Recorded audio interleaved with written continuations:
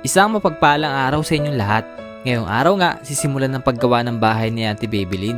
Sa last vlog ko kay Ate Babylin, sinabi ko na gagawin ng pabahay para sa kanila. At labis nga ang kasiyahan niya.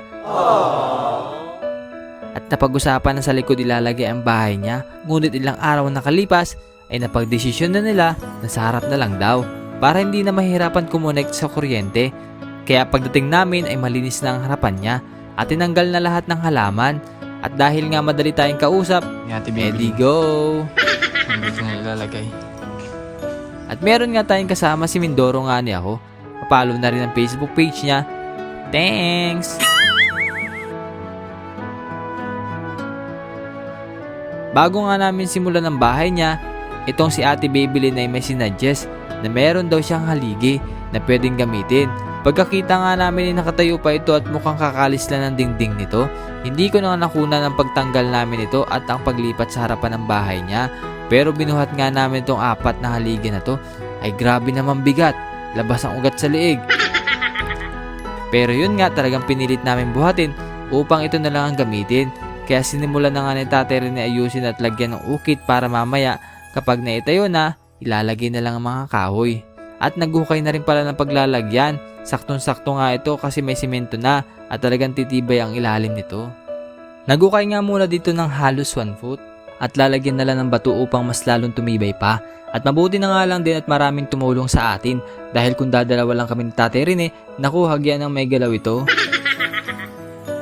At ang pinakasukat nga nitong bahay ay 8x8. May kalakihan nga ito sa pinapagawa noong nakaraan at nagsimula nga rin kami ay hapon na kaya medyo madilim na rin at mayroon pa nagbabadyang ulan. Pero maigi na nga rin talaga at hindi umulan kaya dire-diretso lang sa paggawa ng bahay ni Ate Babylin. At habang nga ginagawa namin ito, panay ang tingin ni Ate Babylin dahil hindi pa rin daw siya makapaniwalang mabibiyayaan siya ng bagong bahay na kanyang pinapanalangin lang noon. Dahil yung kanyang tinitirikan ngayon ay bahay pa ng kanyang kapatid, bali pinatira na lang siya dito dahil meron na raw ibang bahay. Hindi pa raw ganito ang itsura ng tinitirahan niya, bali siya na rin daw mismo ang nagpanday at gumawa ng pintuan niya. At kung minsan inakyat raw niya para lang maayos ang bubong dahil wala naman daw ibang gagawa. Kaya sinisikap niya itong ayusin, pero yun nga, gagawa na siya ng maayos sa tahanan. Kaya labis rin ang kanyang pasasalamat at sa tuwing may dadaan ang kanyang kapitbahay, natutuwa rin sa nangyayari dahil gaganda na raw ang bahay niya. At marami nga rin ang kapanood ng buhay ni Ate Babylin dahil hindi raw inakalang ganun ang buhay nila na kung minsan ay walang wala at minsan asin na lang kinakain nilang mag-ina. Bagamat ganun man ang nangyayari sa kanila ay patuloy lang humingiti sa hamon ng buhay kaya marami rin ang naantig sa kwento ng buhay ni Ate Babylin. Kaya sabi niya, kay Lord lang kumapit at huwag mawawala ng pag-asa. At lagi lang manalangin dahil walang imposible sa Panginoon kaya laban lang talaga sa buhay. At masaya rin ako na nabigyan siya ng bahay dahil bukod sa kabaitan ay malinis siya sa tahanan. Kahit ganito man po itsura ng kanyang tahanan, napakalinis po ng loob nito na paniguradong maalagaan ang pabahay na gagawin para sa kanya.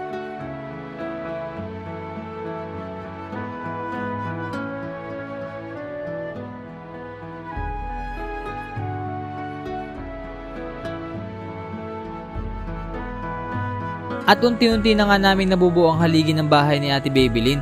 Sa bilis nga ng video na mukhang madali lang tingnan, halos nga abutin ng 30 minutes bawat isang kanto. Sa pag-level pa lang at pagbuhat ng bawat kahoy ay solid na. Pero yun nga, kapag gusto natin yung ginagawa, hindi natin gaano nararamdaman ng pagod. Lalo na kapag unti-unti na nakikita ang resulta ng ating pinaghirapan at ngiti ng ating natutulungan. Hindi man nga ako mayaman o kilalang tao, mapalad pa rin po dahil nagagawa ko yung mga ganitong bagay. Dahil na rin po sa inyong suporta at suporta ng ating mga sponsors. At meron na naman po tayong napasaya at nabigyan ng pag-asa sa buhay. At ako rin po ay nagpapasalamat sa ating sponsor na si Ma'am Betty na palagi nakasuporta sa ating misyon. Maraming salamat po. Ganun na rin po sa mga anonymous sponsors. At sa lahat din ng viewers na palagi nakaabang upang panoorin ang bawat vlog natin, maraming salamat po sa inyong panonood.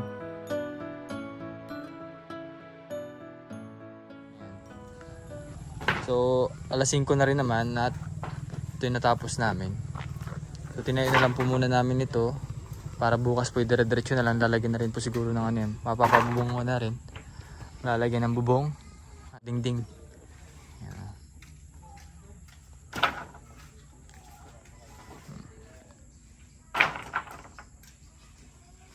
So mabuti na lang at di maulan.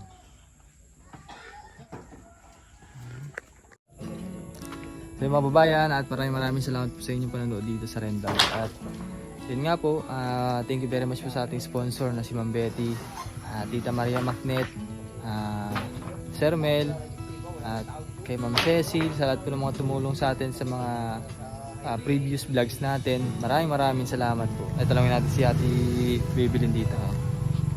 Tay, kamusta? Okay naman po. Ano yung masasabi mo, nakita mo na yung pundasyon ng bahay mo? Masayang masaya po. Palitan yung bahay mo. No? Opo. Mas titibay pa. Ano yung gusto mong kulay dyan? Blue. O green. Green. Saktong-sakto green yung lalagay natin. Light green. Para pagdaan ng mga Pansin. kapitbahay mo, pansin na pansin yan. Iilaw yan sa gabi. Ano? Iilaw yan. At salamat din pala kay Ate Babylin na nagano pa ng kape para sa amin. Nagbigay pa ng kape sa amin. At suman, napakasarap po ng suman niya. At sa mga nais po palang umorder ng suman niya, message lang po kayo sa akin para ma-assist ko rin po kayo kung saan kayo order.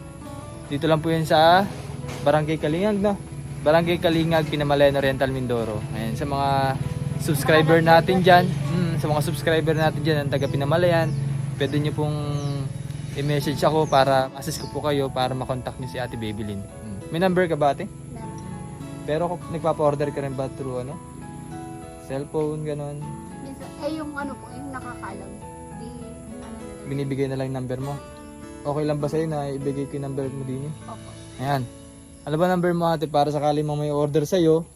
0915 Hmm. 9960 241. Ayan. Yung po yung number ni Ate Babylin. Kung sakali mang gusto mo pong mag-order, ay i-message nyo lang po yung cellphone number niya. So, sana po ay makatulong tayo kay Ate Babylin din sa pang-araw-araw nila kasi malaking tulong po yun. So yun nga mga kababayan, at dito ko nang tatapusin yung vlog ko. Maraming salamat po sa inyong panonood dito. At see you tomorrow po sa pagpapatuloy ng paggawa ng bahay ni Ate Babylin. Salamat po. Maraming salamat po sa mga sponsor na nagbigay sa amin sa pagpapatay ng bahay namin ng aking anak. Maraming salamat po. May mabuti tayong kalooban. Sana po idagdagan pa ninyo ng matulungan. Mas dumami pa, no? Mas dumami pa po. Marami pong blessing na marating sa inyo basta bukal sa puso niyo yung pagbibigay niyo. Dati pangarap ko lang yung bahay na yan. Ngayon totoo pala. Na bahay na pala yun. Na mapapagawa ka ng bahay kahit na hindi gumagastos na. Basta ano lang, tiwala lang ate at lagi lang magsipag para sa mga pangangailangan din po ninyo, no? Yun. Sige po, maraming salamat po. Bye-bye. Bye-bye.